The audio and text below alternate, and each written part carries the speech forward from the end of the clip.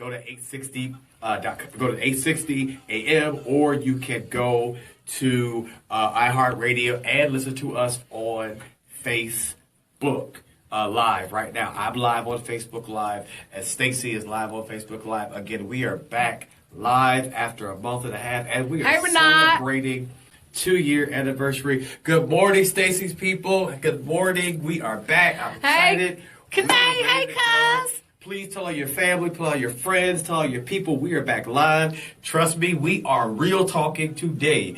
You have not heard real talking from us in about almost 2 months. So hey, we have some making up to do. Please call in 443-555-8699. Wish us a happy anniversary. Tell us what you want to talk about. Hey, Bernard, what's up? Are ready to go. We're excited. Tell your people. Nick and Eddie, hey. Tell them to come on now. Tell, I got family and friends just coming on now. Look at you. Tell your people to come on now. We are live. I'm so excited. I don't know if you can tell the excitement.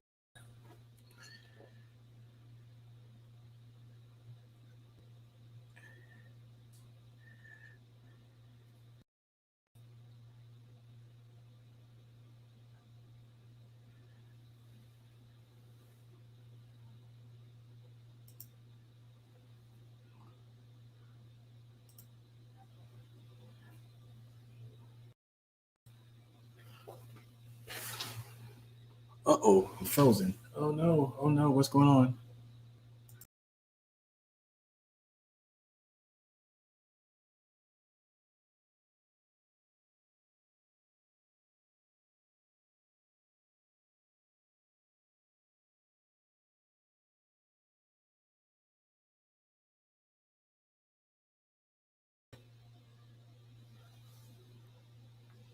Okay.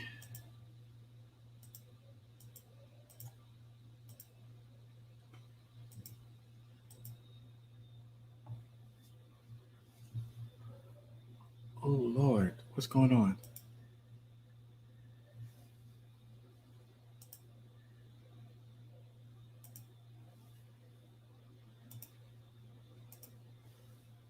Oh, jeez. What's going on? Okay.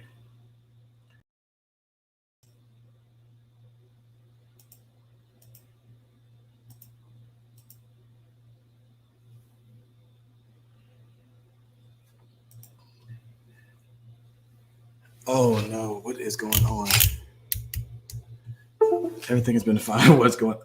Oh, there we go. Okay. Good evening. So for some reason, people, I don't know what was going on with the system. I've had to actually shift the camera. So unfortunately, I can't be looking at the main camera. So I'm looking at you all, which means I have to bring this down and look down here. There you are. So everybody's right here. Hello. Good evening, everybody. And welcome to PickEd Speaks. I am here tonight. What you all saw briefly on that for that brief moment was a moment in my life that I tell you I thoroughly enjoyed. I had a blast. When I tell you it was one of the most enjoyable parts of my journey.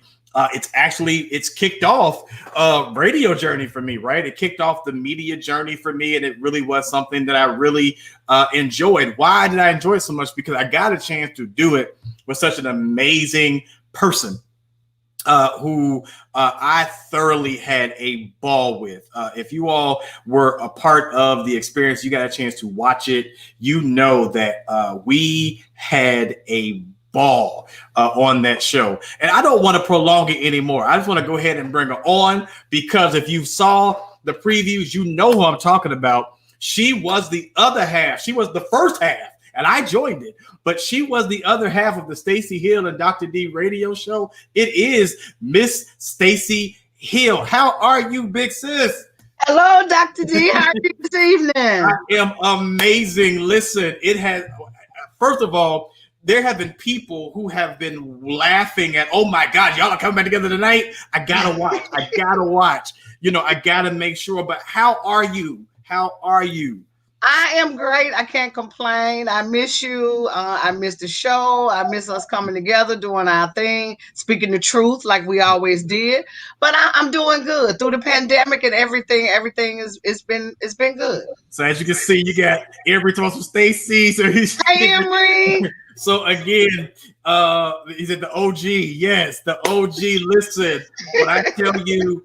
So the reason why, and just so you all know, the reason why I'm so happy about tonight is because it was 6 years ago this month. It was 6 years ago that Stacee reached it. We talked about it in April. So the conversation went like this. She said, "All right, listen, little bro, listen. All right, the people like you, they like us together. I think it's gonna work. I think it's a beautiful thing. What do you think? You think you to come? I really think we can come together and do it." I was like, "All right, let me think about it." Mhm. Okay, so I said, "Let me think about it." So I never forget. I came to her and I was like, "Okay, so I'll start it. The first week of May. So we'll announce it the first week of May. And that first Saturday of May, at that time, and there go my mom. There she is. "How are you, Stacee?" There go my mom. She was like, "There she Hey, goes." Mom. How are you? There she is. But so we came together and so we announced it. So back then we were on at 1:00. Mm-hmm. We were in the middle of the day. It Right. was probably the most irritating time of the day. Yes. But we were at 1:00 of the day, and we were like, "Let's do it." And we did it strong for 2.5 years. After we both joke, the ending was not us; it was circumstances beyond our control. We'll just say it like that. Exactly. I know people ask that all the time, little bro. They be like, well, what happened? I was like, it had nothing to do with us, baby, because we would have still been rolling today. Circumstances beyond our control. Yeah. But when I reached out to Stacee, I was like, "Listen, what are you doing Monday, 7:00?" She said, "I'm doing nothing." I said, "Listen, I want to do a reunion show. I want to come together and, reminisce, but at the same time, I kind of want to do some communicating and talking like we did on the radio." Right. And because of the fact that we're not pigeonholed, we can't, we can say what we want. Whatever the hell we want to say. So, and just so y'all know, if you don't know Stacee, if you don't know her, you about to get the rawest and the realest. I'm telling you now. If you don't know who you're about to get, listen, you got somebody who is packed. But listen, when I say that, I don't say that out of disrespect. I say that out of the fact that she is passionate about the work that she does. And I appreciate the fact that she's always been consistent with that. One of the things about Stacee, those of us who've been around Stacee, who've interacted with Stacee, she is consistent. She is completely consistent. I love my people. I love my people. And, sometimes I have to stop and ask myself, like, oh my God, the hardest fight that you'll probably ever fight is for the Black people. But I love my people. I always have and I always will. Yeah, and that's something that we've always connected on because of the fact that we've always been passionate about the areas that we work in. And one of the things that you'll also know about us is the one thing that we were very clear about is we walked it like we talked it. Exactly. So if we were going to talk it, we were also in the streets doing the same work. Whether it was feeding the people, whether it was clothing the people, whether it was, taking young men and women to the basketball game, doing fashion shows, whether it be, doing toiletry bags and just so much stuff. Yes. And we're going to get to that tonight. But before we go into, the topics of what's going on in the world and everything else, I kind of want to talk about our time, on the radio, right? Mm-hmm. So best 2.5 years of my life. And best 2.5 years. For me, I think my favorite portion is when we shifted from the 1:00 to the 10:00. That was the best thing. When we shifted to that morning, oh my God. It was so much better. Because listen, there were people who listened to us, right? There are people who watched us. And every week from here to my hometown of Memphis, and other cities, and not just Ohio, everywhere, around the country. There are people who listen to us around the world. Yes, we were getting people from Jamaica. We were getting people from they were just Barbados, people from overseas, across literally in China and other places. Like there are people who were listening to us. And so, religiously. And when we switched to that morning time, for some of our West Coast people, Yeah, I kind of threw them off a little bit. It was a little early for some of them. But they were getting up with their coffee and they were joining us. But they got up, right? They would listen. But is there any particular show or any moments that kind of stick out to you that you remember that you actually really enjoyed? Domestic violence. When we spoke about domestic violence, because you know me, I'm like, no, I bet no, he didn't hit her. You know what I'm saying? I'd be like, oh yeah, you know he did. I'm like, he did. Then you stayed with him? Are you crazy? So yeah, the domestic violence was the one that really, you know, because I just found it hard to believe that women actually stay in relationships with men that go upside their head. That's crazy to me. That's crazy. And you know what? I want you to stay that. I want you to keep that for a minute because we're going to talk about, like I said, we're going to go into how we used to do. We're going to talk about that in a second. But when I tell you, I didn't necessarily have a favorite. I mean, I had quite a lot of shows were my favorite. Yeah. But what I used to love was the music. Yeah. No, if you, we used to have an old school jam. You used to listen to the show. When I tell you, we used to rock it out. And for those people who, if you got a chance to watch us, because you used to be able to listen to us and watch us at the same time. And so for those people who used to watch us, when I tell you the dancing that happened in between during the breaks, you know, we used to have some of the. So when I first came on, when I first came on, Stacee, her theme song was "Love Train." And that was her theme song. And that was the, you know, it was, I mean, that was, and then of course she always, and I love the fact that a lot of the music was geared around the theme of the conversation. And so a lot of the conversation, so she would be like, okay, all right, D, you know, what songs you think you're going to do? So we would bounce back songs, and she's like, okay, this is the idea I got this week. So I love that. And then of course, the next season, we did a shift for the intro. And we kind of went a little thug, you know what I'm saying? We brought in a little Jay-Z, bring them out, you know. Yeah, we went a little thuggish. And we went to T.I., bring them out. Yeah, bring them out. And we changed the whole concept. Yeah. But I also think for me, I loved a lot of times when we were talking about this before we came on live, we tried a lot of different things, and we really pushed the envelope on a lot of conversations. And one of the things I also loved about Stacee when we came together, she was never against trying something. I would bring an idea and she's like, okay, let's try it. And so one of the ideas I brought up was each of us on a show having a panel of respected women or men and talking about issues that we relate to. And how this conversation, and those were some of the not only most intense conversations, but I also think that it was a conversation that you all were just able to have genuine discussions that I think is beautiful. And one of the episodes, we had, you talked about religion. And so I want to give y'all a brief insight. Here we go. Like yesterday. But the one thing, But you don't come out and celebrate. That was the wrong one. Oh, okay. So it didn't. That was the wrong one, and so I just realized it didn't download. So we talked about religion, and what Stacee asked about. Actually, no, I meant that because this was actually one of my moments that you talked about. So actually, that was the correct one. I queued that up right. So this was one of the conversations that Stacee and I would have. like yesterday. But the one thing, But you don't come out and celebrate Black History Month. You have a whole month for Black History Month. And no, I don't see nobody coming on Facebook saying that they were at this spot, that spot, turned up, drinking and all that for Black History Month. But everybody was out yesterday for Cinco de Mayo. And when half of y'all can't speak Spanish, the other half don't even know the Spanish or Mexican culture.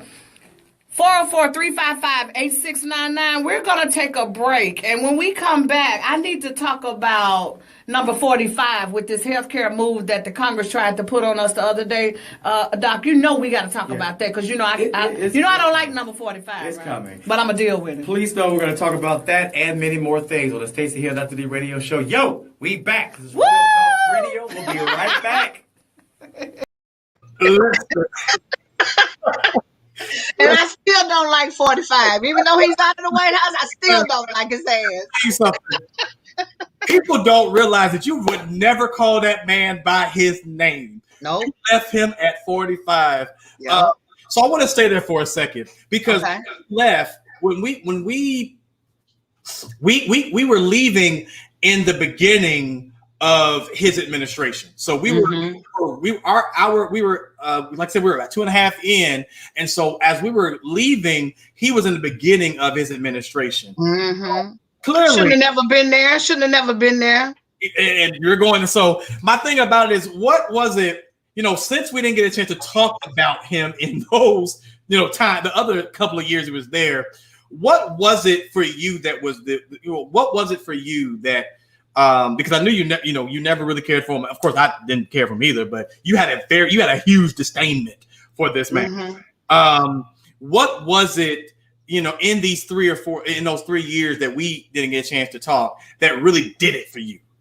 With 45, he was a thug. He was a gangster. And he was taking hello, Giselle. Hey, Giselle. She's coming out of Charlotte, North Carolina. Hey, girl. He was a thug. He was a gangster. And he wanted to take it out on the American people. And I couldn't understand why people would even waste their time casting a vote for a man who didn't mean the country any good. He didn't care nothing about the country. All he cared about was lining his pockets and pouring the foundation of future for his kids and grandkids, which I'm not mad at him about that.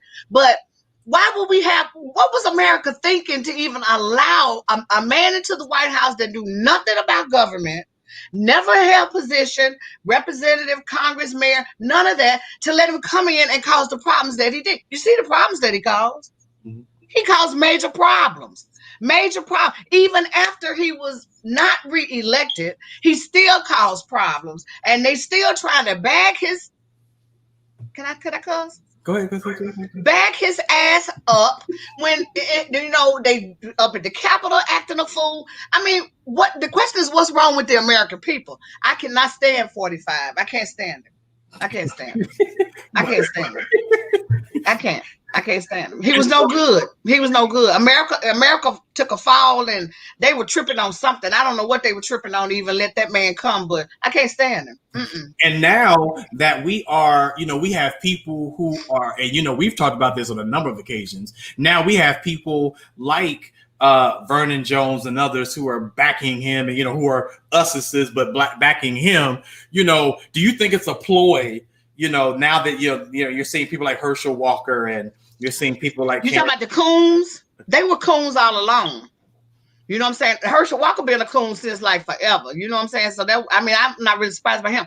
Vernon Jones didn't get the recognition and the position that he wanted, with us. So I guess he figured he would shift gears and, try to get kudos the best way he can, because he's getting older now. When people start getting old and going through midlife crisis, the mind be playing tricks on them. And, and Vernon Jones I was like, oh my God, he bugging out. Then he told me he's going to run for governor. Are you serious? Are you serious? You have lost your mind. You will never be governor. And he has the signs out. His signs are out now. His signs. And he can put them all over the state of Georgia. That's fine, but he would not be governor. No, he would not be governor. And we will come out and make sure that he's not governor. Now, I don't know who the governor would be. I think we got another young guy that's running. I can't think of what his name is, but he said he was going to run, so we're going to see about that. No, Vernon Jones, never that. And the thing is, Doc, it's like this right here. I love my people. I am, I'm just pro-Black, and I know we have a lot of issues in our community. We need to stop killing each other. We need to stop doing the things that we do to one another. I recognize that and I understand that. But if I was to die tonight and the Lord asked me if I want to go back and ask me what color I want to be, I still want to be Black, even with the issues that we have. Listen, I have, and since we're talking about all Black, let me go ahead and promote the shirt again. So for those of y'all who are on live now, I am wearing one of the shirts, All Black Lives Matter. I am wearing one of the shirts by the R. Wayne Woodson. You can go to www.rwyn.com to get your merchandise. So please make sure you go. I got this in black. I got it in white. So please make sure you go and support. He has text me that link, little bro. Make sure you text me that link. Yeah. I will make sure. So please make sure you all go and support. I have another. You'll see an advertisement later on tonight in the ads about some more persons who have some advertisement. Again, if you are someone who knows a Black business who wants to be highlighted on the show, they want to make sure that we show them off and showcase them. Right. Have them reach out to me so we can actually make sure we showcase them. I want their attire. I want what they have. So please make sure they contact me so I can wear what they have. I can also, we do advertisements for them as well. So please make sure that you send that to inspire@iamdrpickett.com so that we can get their merchandise. But I'm with you on that. And, we talked about this. We talk about this a whole lot on the show. Talk about educating our people, right? And, and making sure that we provide the platforms. And we talked about this. And one of the conversation pieces that we talked about, I promise you, Nessie, I will make sure I pin the link to the merchandise. I'll make sure I do that. But we talked about it, and I'm gonna play one of my favorite clips that we talked about. We talked about the conversation around educating. There was one episode we talked about, how do we get the young people engaged in the movement, right? Especially in the midterm elections, because lack of knowledge, you perish. And I think a lot of them didn't understand until this past election how serious the midterm elections were. Mm-hmm. And I think another thing that we, a lot of this now I really want to go here with you for a moment because, we used to talk about this as well, about this voting thing, right? We talk about this voting thing and you used to be very, you were very, you used to be like, listen, oh God. Okay. So when it came to voting, you were teeter-totter just a little bit. Yeah. You were teeter-totter. Do you still have the same stance on voting? How do you still feel about it? Where are you on voting? And do you think you still think it doesn't necessarily make a difference? I mean, the whole voting thing to me is bullshit. Excuse my French, but it is. I realize that, it's going to happen. It's always going to take place. Is very important. And it means a lot to Black people. And, they always vote Democrat, and you voting for the Democrat that really don't have your best interests at hand. I a lot of times I don't get that.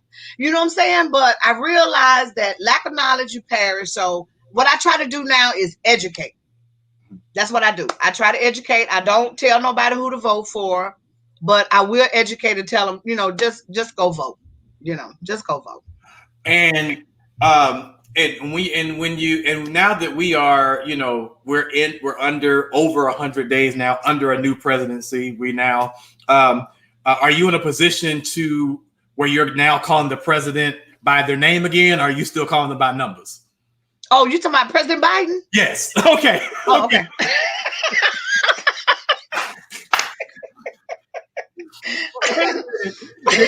President Biden and Madam President Harris. Yes. Okay. Yeah, I can call their names. Okay, you call them by names again. Okay. Yeah, I can call them by name. Oh, because I was an Obama lover. Now I love President. I still love President Obama, and he been gone. But I love President Obama. Oh yeah, but President Biden, he's doing the best he can.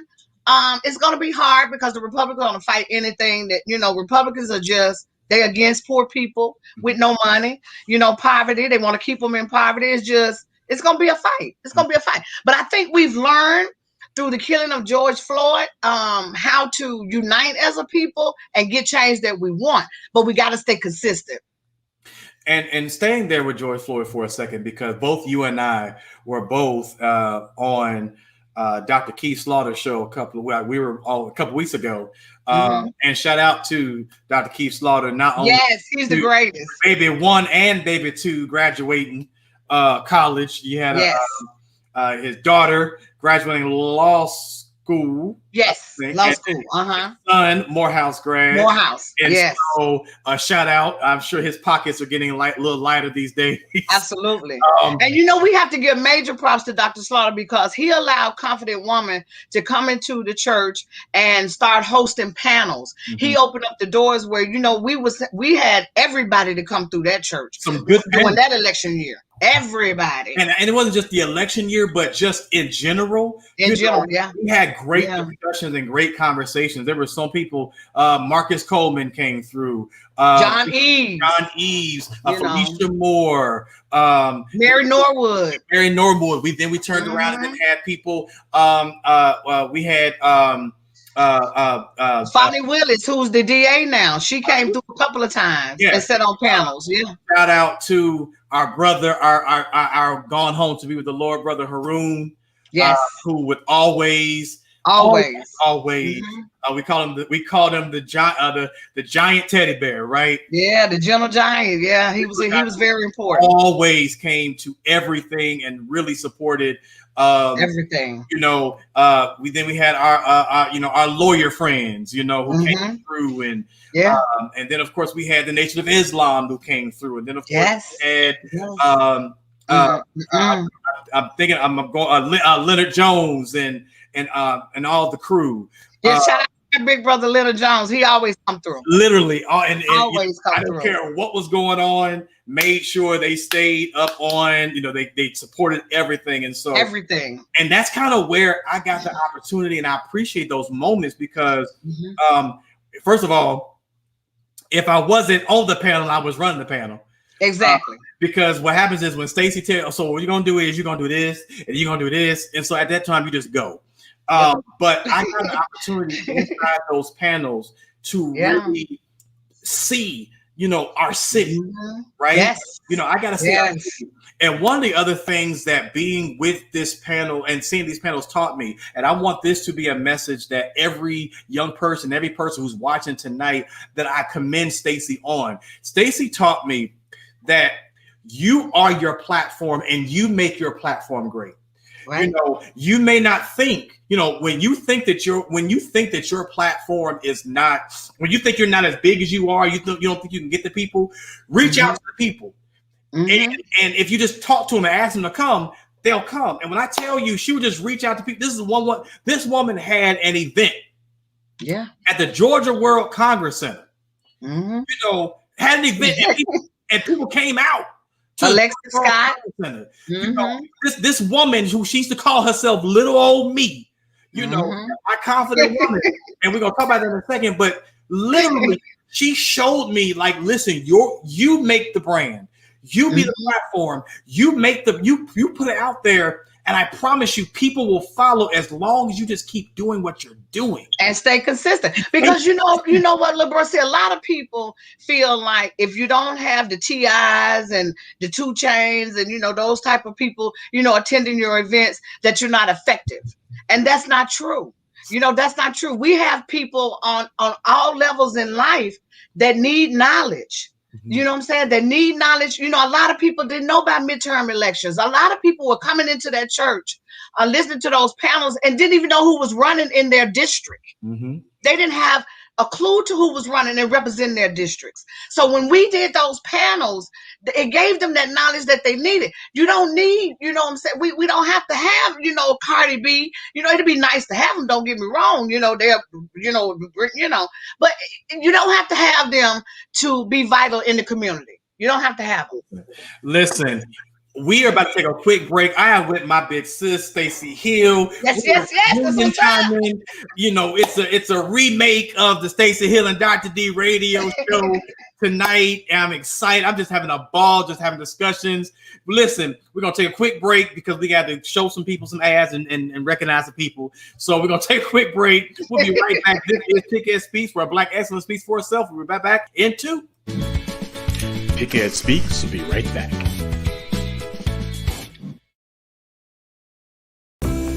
In a world of uncertainty, where it seems we are going through the motions of life with no direction, and our new norm and way of doing things have somewhat crippled the intimacy of our connections, while the government continues to transition. With time moving on, so are we at the For Better Futures Foundation, working with families in our community to redefine our norm, to engage our community through volunteerism, educational advancement, and family assistance. So, don't let time pass you by. but join the For Brighter Futures Foundation movement at www.forbrighterfutures.com.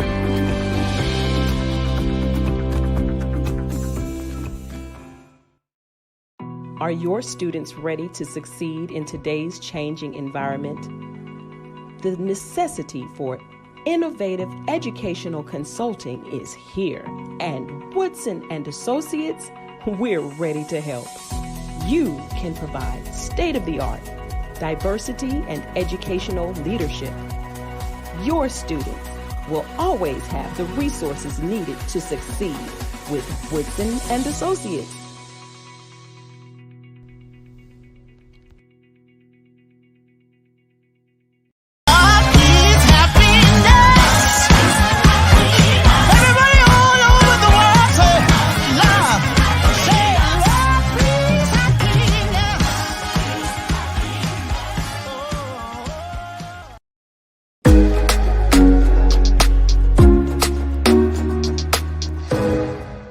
Want you all, because yes, I don't care what happens, there will be a show. Oh yeah, it's gonna be a show. I need you to understand something. I mean, Christmas Eve and New Year's Eve, there will be a show. You got that right. Okay, so for the next 2 shows, so next week and the week after that, we're gonna be pretty much doing a year in review. Right. Discussing the stuff that the good, the bad, the ugly, and the uglier. And all in between. Yeah. Well, January will be 2 years that the show has been. She don't let me say. I was getting. I know. I mean, I can't say nothing. I've been trying to help my little brother. I don't need your help right now. I'm trying to. You know what? I quit. I ain't saying nothing else. You do the show by yourself. For the next 20 minutes. I ain't saying nothing else. Because I'm sitting here about to give a big old. Hey, Liz. I mean, I'm coming about to give it and in January, I couldn't even get it out my mouth. You know, January be 2 years. You know, I love my little brother, everybody. So, like I was going to say, at the last 2 weeks of the year, we are going to discuss the good, the bad, and the ugly. And then we're going to discuss what the 2017 is going to bring. Yes. Because Dr. D has an agenda out of this world for 2017. You guys are just going to be floored. Welcome back to PickEd Speaks. Listen, that's one of the many moments that we experienced on the live. Listen, we had those kind of moments. I promise you, when I tell you we cut up, right? Yes. We cut up on I miss it. And people just knew some of the conversations that happened after the camera. Oh, man. Or when we were not on camera, because eventually they kind of cut the cameras off and we did only verbal. Right. So when we were in the breaks, man, some of the conversations. But do you remember, Stacey? Okay. So what was if well, ask the question, because people who know me know this question. What was one thing that you knew if I didn't have, we were gonna have a bad show? Some coffee. Coffee. Yeah, coffee. You know, it was like he would actually be late to stop and get not like major late or anything, you know what I'm saying? But the show be rolling, it'd be the intro, and then he'll be sneaking in. I had to stop and get some coffee. You know, he had to have coffee. He had to have it because because you would have seen a different person, without that coffee. It was vital. I have come in the show after, and she has actually talked about me on air. Yeah. Where she had be like, you were late. She would say, yes. So Dr. D will be here in a moment. I believe he's currently stopping to get himself some coffee. So he will be in here in the beginning segment eventually. Yeah, he was coming now. That was my thing. I'm like, he's coming, but there was one episode I had to do from home. Because I didn't do an episode from home because I couldn't get. But we were talking. But before we went to break, we were talking about the platforms, right? And talking about using our voices and kind of being that beacon that people need to see, right? we weren't together, but you just mentioned her. We had, I know how you feel about women empowerment, and I know how you feel about, women getting their just due. And we now have the ability for another now 3 years, right, to see a Black woman sit in the office of vice president. When you saw her be sworn in, even beyond the election, when you saw her be sworn in, what did that do for you as a Black woman? As a Black woman, I was, I felt good. I felt really good. Now, let me be honest now, because at first I wasn't really on Madam Harris. I wasn't going to be on her team because of the way she handled cases in Los Angeles County with Black men, and, they would be her being the DA, prosecuting attorney, or district attorney, whatever. She didn't want to start the program for rehabilitation for some of the brothers out there. She just wanted to just throw them in jail. So I had to do a lot of like, I don't know if I want to vote for her. I don't know if I'm going to vote for the ticket. I don't know if I'm going to even vote. And my mom was like, oh yeah, you're going to vote. You know what I'm saying? So I went through a lot of emotional changes because I just believe in being real, bro. You know how I am. I believe in people being real and keeping it 100. And Kamala, she straddles the fence. She straddles the fence a lot. You know what I'm saying? And I understand she says she half Asian or, whatever case may be or whatever. But, I was still proud at the same time that we had a sister that came out of, a Black college, you know what I'm saying? And represented. We finally got a female up there. And, she, but like I said, she, I still kind of wonder about her sometimes. But it's cool, though. It's cool. Now, we talk about females and we talk about having a female up there because there was a time when we were on the air. Yeah. And there was a female who was in position to, potentially become number 45. Hillary Clinton? Yes. Nah. And me and my sister had major disagreements when it came to that. To Hillary Clinton. He was truly a Clinton fan. She was women empowerment. However, he was not the fan of Hillary Clinton. No, not a Clinton fan, period. Hillary or her husband. And we used to argue this a lot on the show. And I just and I used to say, but you do want something that's different then, right? So we used to talk about this a whole lot. And so that was one of the ones we had. But I'm going to play another clip in a second about social injustice and the conversation I had on there and how we need and what we need to do. But before I go there, first and foremost, I want to ask anybody who's watching tonight, please, if you have any questions or if you are of someone who used to actually listen to the show, tell us your favorite moment. Tell us a moment that you enjoyed. Tell us conversation that you enjoyed. And it's possible we can probably bring it back for you. Yeah. And trust and believe there are if you have questions that you want to ask either of us, or ask both of us for that matter, do it now. I was about to say call in. I was going to say the number 2 seconds. But put in the chat now. Let us know if you have a question you want to ask. But I really want to go here before I play the clip and talk about social justice, because we've talked about it. The last couple of years has been interesting, to say the least, right? And we're still dealing, unfortunately, we're still dealing with, mass shootings, and we're still dealing with killings, and we're still dealing with police brutality, and we're still dealing with a lot of stuff. And we're still dealing with these issues. Yeah. Our Black people are still suffering. Where, do you think that we have, do you think, in the clip I'm going to talk about, I'm going to show in a second, talks about using your platform.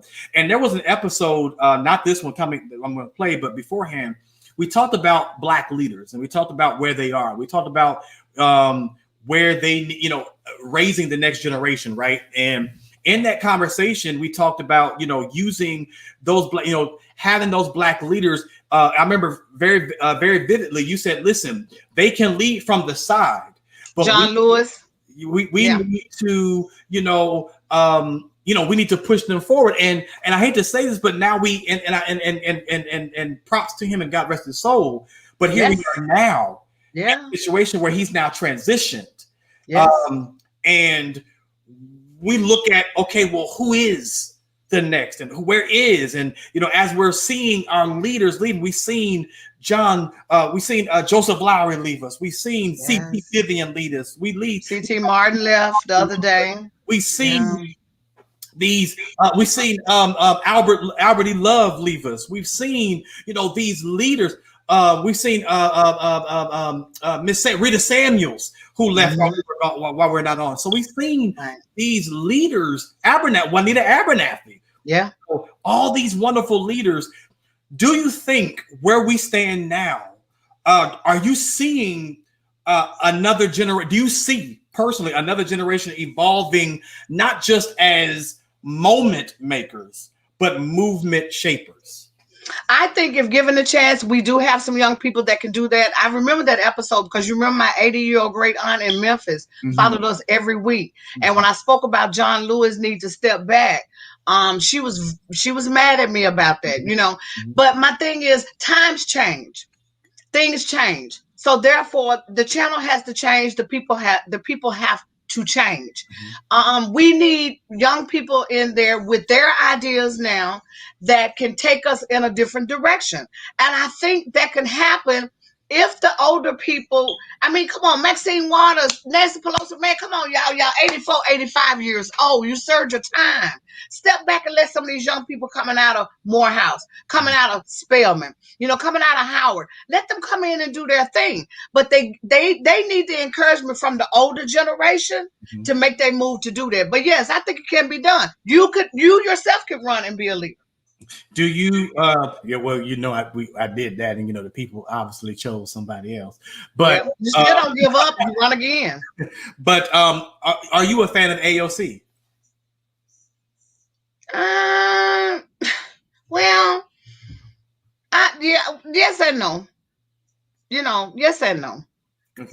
First of all, I gotta give a shout out to the Helen, ma'am. Give a shout out. The comments I had. HC. I came in a little late tonight, so I need to figure out where you've been. HC, we love you. We love you. Looking at my watch, it's the show been on 43 minutes, ma'am. And let me just say, little bro, HC is the reason why we had the connection to Dr. Slaughter in the Beloved Community Church. It was HC that made that happen. Let me make sure I put that out there. Yeah. And I honestly can say she is actually also the reason why she utilized me a lot, and I appreciate it. Yes. She's a great supporter. She's a great supporter. Basketball practice. I got you. Basketball practice. I got you. Oh, yeah. Over to Dominique. Going over to Fulton Leadership Academy and speaking to those young men. And she actually, I don't think she knows this. The time I came over, I did a presentation called Surviving Middle School. I did that presentation for middle school students. And she doesn't even realize that I actually took that presentation, and that has now become a staple that many middle schools ask me now to come and do. See? A lot of parents, a lot of schools say, listen, I want you to do that presentation for my students and for my parents, because of the fact that so many of and I've actually even been asked to do that at the 5th grade level. Because of the fact that as 5th grade parents and students are transitioning from elementary to middle school. To the middle school, yeah. Being able to have that conversation. And so I've actually been asked, since doing that, I've been asked multiple times to actually do that. So that actually has now become a staple in my repertoire. But we talked about that. And so I want to play this clip really quickly, because it was a clip I was talking about Colin Kaepernick. And at this time, he was actually still on the team, and he was taking the knee. They treated my brother so wrong. And I talked about this. So I'm going to let it play, and we're going to come back to it, because I had a question to ask you about it. So this was me. And so forgive y'all now. Forgive me. I still don't watch football anymore. For all y'all who, who may not like what I'm about to say, I apologize in advance, but it's still how I felt then and kind of sort of feel now. But here's the clip that I had about Colin Kaepernick and making movements instead of moments. Here it was. this, but we're going to definitely stay focused and stay guided on this. Now, we're talking about Colin Kaepernick this morning, and somebody raised the question about would it have been the same with Rosa Parks? In my opinion, those times were different. You had less black millionaires, you had less black influence than you do now. So that's kind of different, Doc. When you say, I mean, that kind of put a different type of spin when you say. I say, as I was saying to the Facebook listeners while we were on break, it does, but then it doesn't. Mm-hmm. And the reason I say this is because the people who did not these people who didn't have the funds or have the money made the largest impact. Right. At the end of the day, Colin Kaepernick can't change what happens here in Atlanta, Georgia. No. At the end of the day, the rest of these athletes and things cannot change what happens in Southwest Atlanta. Mm-hmm. It's going to take those, and you don't have to have a title or have to have a position to actually make a difference. Right. And even though they're sparking a national conversation, those national conversations can't happen if you're actually creating a movement in your community. That's right. If you're not doing something in the heart of the city of Atlanta, or if you're not doing something in the heart of East Point or College Park, then guess what? It don't mean a hill of beans of what Colin Kaepernick is doing in California, because you're not making an impact or a movement in your community. Right. So my concern that I have with people is, I understand that we have to, we utilize the people who have their platforms, but your platform is when you walk out that door. Your platform is every time you get on Facebook and you open up your mouth, or every time you make a post, that is your platform. Mm-hmm. Everybody who follows you on Facebook is a person who could be influenced by your platform. So I'm tired of hearing about, well, we have to hold, Colin Kaepernick is starting a conversation. This is this. Let me tell you something. I'm a movement all by myself. So I don't have to be famous, and I don't actually have to be somebody who is actually on the radio, on the TV all the time. I'm a movement every time I put a status on Facebook. I'm a movement every time I walk outside my door. I'm a movement every time I go to my office. I'm a movement every time I walk in the street and I deal with young people, simply because of the fact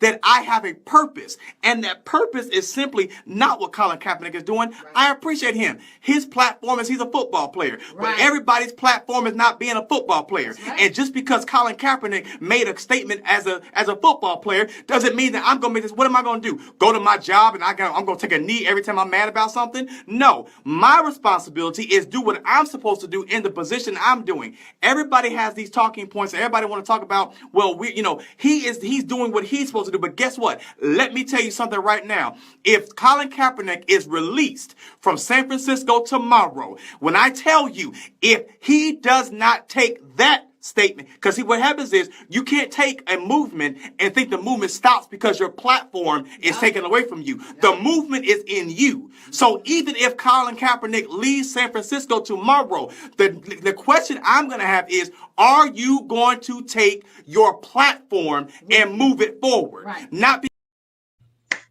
and he said what he said, and that's what he said. Okay.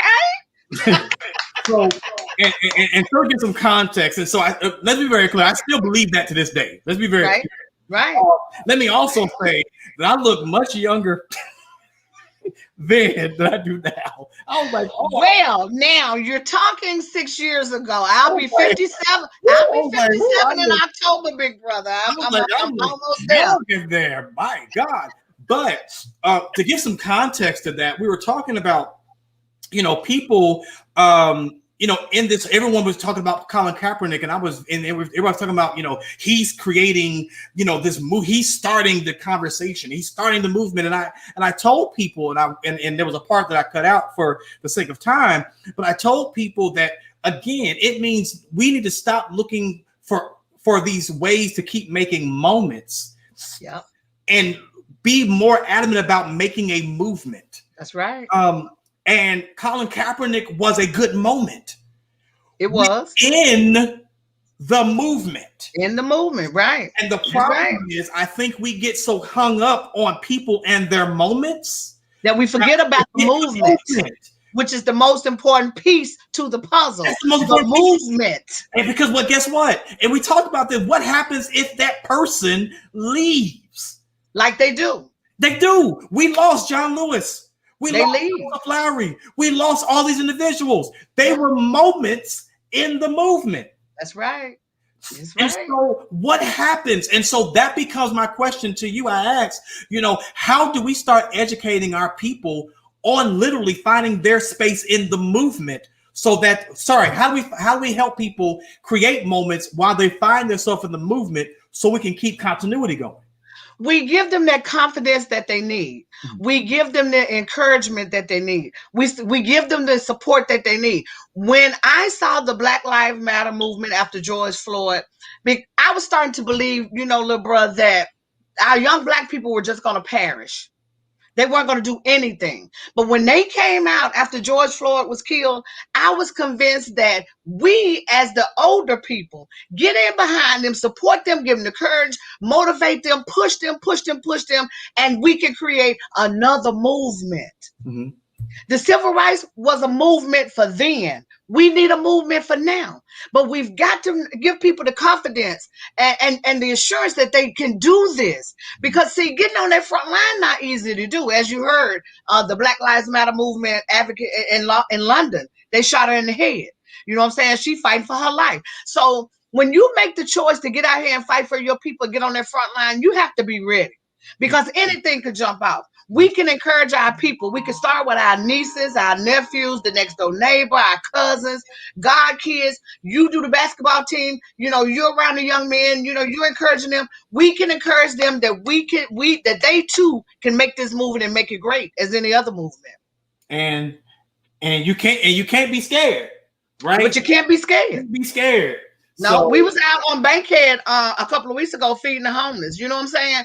And my thing is, you can't be scared when you go into Southwest Atlanta. You can't be scared, when you're on the South Side or on the East Side. You can't be afraid. You have to go in there with a positive mind and a positive, attitude that you come to serve the people, and you can't be afraid. Just simple as that. Mm-hmm. So we got a couple of minutes left, so I'm gonna do like we used to do. We didn't talk about politics. We talked about everything. So I'm gonna throw some pop-up. Throw some pop-up topics to you and get your opinion about something. All right, here we go. So quick pop-up conversations. Portia Williams. What's your thoughts about her and this fella? I can't even believe her granddaddy was Jose Williams. I'm just gonna tell you like that. I just can't believe she came from the Williams family and her granddaddy was Jose, because she dumber than a box of rocks. She do some stupid shit. But I dumb. Oh God. Okay. Have you seen the show The Upshaws yet? No, I haven't seen that one. Okay. First of all, you got to see it. You okay. have to watch it. Okay. Pandemic. We're hearing about, they didn't drop these mandates. The CDC didn't talk about, all right, now the people who got vaccinated can now wear, they have to wear the mask no more than anything else. Listen, you work in the hospitals and nursing and everything else. You understand this full-heartedly. Your thoughts? The government's moving too fast on this. They need to slow it down and opening up everything way too soon. Unemployment. So the governor has decided that he is going to shut off not only the additional $300, but he's actually going to shut off anything that deals with the PEUC, the PUA. So these are, if you don't know anything about those young people, these are the additional resources. So the pandemic emergency unemployment compensation, as well as the pandemic unemployment assistance. These were things that they would use if you were unable to. It was an extension. One was an extension by the federal government. The other was if you were a gig worker or someone who could not necessarily get unemployment from the regular sense, right? Be shutting it out as well. And so, in a couple of weeks, at the end of the month of June, the governor is shutting everything off and getting people back to work. Forcing people back to work. What are your thoughts? Get a job. If you have to, get to. They're not playing. They're not about to keep supporting you and taking care of you. You're in good shape. You're healthy. I've always said, especially about the welfare queens, get your ass up and go to work if you're healthy and you get I'm 56. I can do it every day. You can do it. Get a job. It's not the government's responsibility to take care of you. She said, get up.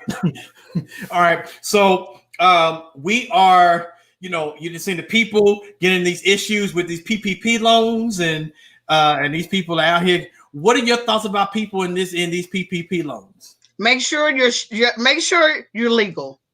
Before you even try to go for the PPP loan, make sure you're legal. Make sure your paperwork is legal. Make sure your organization or whatever it is, your business is legal. And then you won't do the right thing. Just do the right thing with the money. Give back. Make sure everything is where it needs to be. And you won't have problems.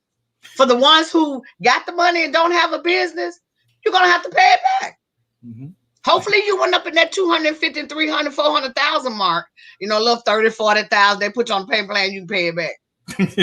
And hopefully, and prayerfully, jail is not your place either. Not for them little 30, 40,000. No, them 250. Not for the 30, 40,000. Now, those who, like the pastor in DC who got 1.5 million, who actually had the money go to his personal account. Yeah, they gave a lady here 250 million, and they caught her over there at Gucci and Louis Vuitton and all that. So yeah, living it up. Just out there, just silly. Yeah. Lastly, tell the people who do not know, tell them a little bit about My Confident Woman and how they can get connected. My Confident Woman is an organization that we help single moms. We're now in the process of getting ready to do the back to school laptop giveaway. So we'll be doing that. And we're set up where we help single moms for in between paychecks. If you need a light bill paid, you need Pampers, milk, food, medicine for your child, you contact us and we make that happen for you. And we live off donations. We not live off donations because I work every day, but we function off of donations. And donations are my Cash App, My Confident Woman. And you can also find us at myconfidentwoman.org. It's all about supporting our sisters and make sure that they can take care of their kids. And what are some of the things you have coming up soon? We're going to be doing a 15 laptop giveaway in August for 15 kids that don't have access to laptops. And of course, for those of all who've been kind of sitting and waiting and listening and paying attention and listening to some of the nuances of what we've heard today, this was again fun for me. Absolutely. However, stick around and find out. All we're saying is stay tuned. Stay tuned. Because we're not announcing anything yet. Nope. But stay tuned because we have something under our sleeves for you that you should be paying attention to this summer and listening and say, because we have some. And it's going to be yummy. It's going to be fun. Some things under our sleeves and we're thinking. So for those of you all who've been waiting for a not just a reunion, but a comeback together too, hold your horses. Stay tuned.